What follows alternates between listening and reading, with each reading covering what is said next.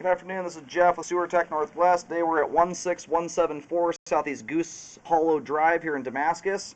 We're at the front of the house, we're to the right of the doorway. If you lose track of this clean out, it lines up almost perfectly with both the center line in the concrete, but also the center line in the window. It's just offset to those both by about 6 inches to the left. 3-inch ABS clean out, we're going to check the overall condition, serviceability of the sanitary sewer line. Water is running. And we're going to zero the foot counter out at the base of the clean out. Anyway, the reason I wanted to go through that much effort describing where that's at, this clean out sits right at ground level surface. It's not stubbed up very high. So if you put much more bark dust down, it's one that could get buried. So if you put that much bark dust down, your bark dust might actually go over the top of the concrete. So this is one that may remain exposed, but I just wanted you to be aware of where that's at in case it does get hidden. And so far here, absolutely spotless clean flow line. That is exactly how you want your pipe to look right there.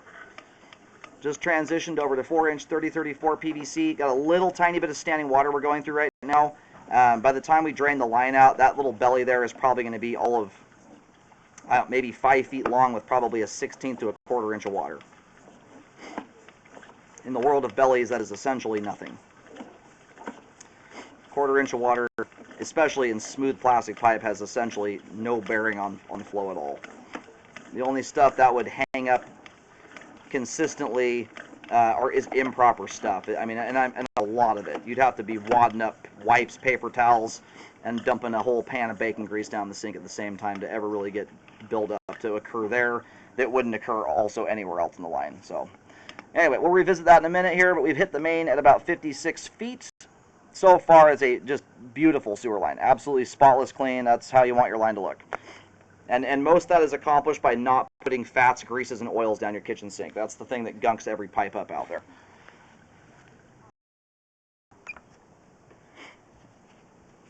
Alright, located the camera head successfully. Line goes out and terminates on Southeast Goose Hollow. The line crosses from right to left. That's as you look at the house from the street. And based on that locate there, it looks like the line is running down just inside the right side edge of the driveway. Like by maybe a foot or so, it's not by much. And there's some extra concrete that was added to the right side of the driveway. It's running down either that newer after the fact patch that was put in or the actual driveway itself. It's one of the two.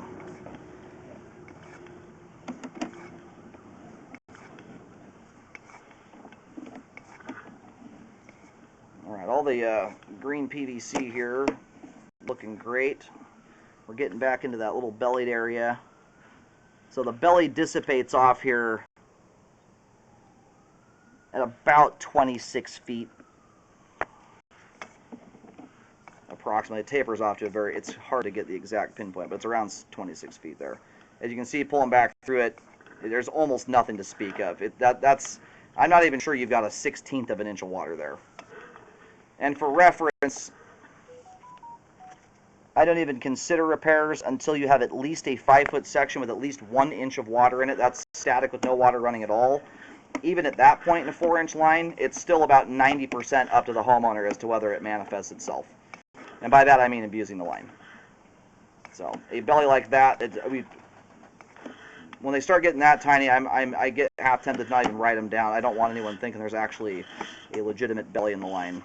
But even if it relates to significant bellies, or a relatively significant one, where you get a 20-foot section of pipe with an inch or two of standing water in it, even those ones, especially smooth on the inside, still hugely come down to the and how it's treated.